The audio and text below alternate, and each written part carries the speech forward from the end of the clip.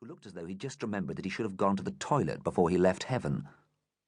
The two boys walked through the cemetery now, kicking up the drifts of fallen leaves. "It's Halloween next week," said Wobbler. "I'm having a disco. You have to come as something horrible. Don't bother to find a disguise." "Thanks," said Johnny.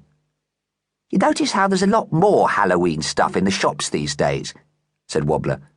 "It's because of bonfire night," said Johnny. "Too many people were blowing themselves up with fireworks. So they invented Halloween, where you just wear masks and stuff." "Mrs. Nugent says all that sort of thing is tampering with the occult," said Wobbler. Mrs. Nugent was the Johnsons' next-door neighbour, and known to be unreasonable on subjects like Madonna played at full volume at 3 a.m. "Probably it is," said Johnny. "She says witches are abroad on Halloween," said Wobbler. "What?" Johnny's forehead wrinkled. "Like Majorca and places?" "Suppose so," said Wobbler. "Makes sense, I suppose. They probably get special out-of-season bargains, being old ladies," said Johnny. "My aunt can go anywhere on the buses for almost nothing, and she's not even a witch." "Don't see why Mrs. Nugent is worried then," said Wobbler. "It ought to be a lot safer round here, with all the witches on holiday." They passed a very ornate mausoleum, which even had little stained-glass windows. It was hard to imagine who'd want to see in, but then it was even harder to imagine who'd want to look out. "Shouldn't like to be on the same plane as 'em," said Wobbler, who'd been thinking hard. "Just think, perhaps you could only afford to go on holiday in the autumn, and you get on the plane, and there's all these old witches going abroad." "Singing, 'Here we go, here we go, here we go,'" said Johnny, "and 'Viva a Spanner.' But I bet you get really good service in the hotel." "Yeah." "Funny, really," said Johnny. "What?" "I saw a thing in a book once," said Johnny, "about these people in Mexico or somewhere, where they all go down to the cemetery for a big fiesta at Halloween every year. Like they don't see why people should be left out of things just because they're dead." "Yuck! A picnic? In the actual cemetery?" "Yes." "Reckon you get green glowing hands pushing up through the earth and nicking the sarnies?" "Don't think so.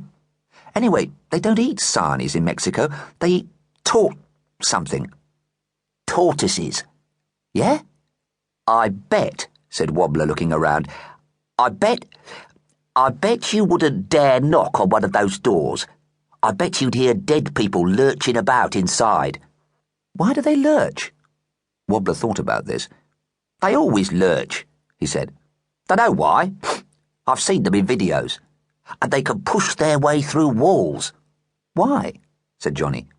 "Why what?" "Why push their way through walls? I mean, living people can't do that. Why should dead people do it?" Wobbler's mother was very easygoing in the matter of videos. According to him, he was allowed to watch ones which even people aged 100 had to watch with their parents. "Don't know," he said. "They're usually very angry about something." "Being dead, you mean?" "Probably," said Wobbler. "It can't be much of a life." Johnny thought about this that evening, after meeting the alderman. The only dead people he had known had been Mr. Page, who died in hospital of something, and his great-grandmother, who'd been 96 and had just generally died. Neither of them had been particularly angry people. His great-grandmother had been a bit confused about things, but never angry.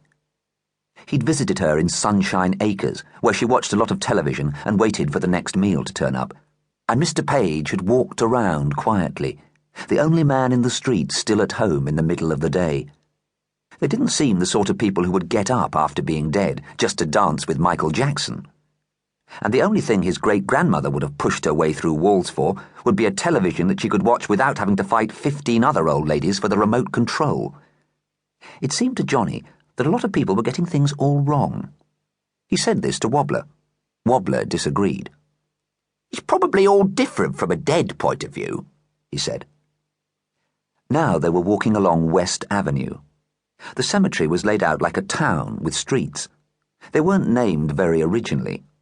North Drive and South Walk joined West Avenue, for example, at a little gravelled area with seats in.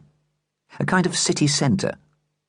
But the silence of the big Victorian mausoleums made the place look as though it was having the longest early closing day in the world. "My dad says this is all going to be built on," said Wobbler. "He said the council sold it to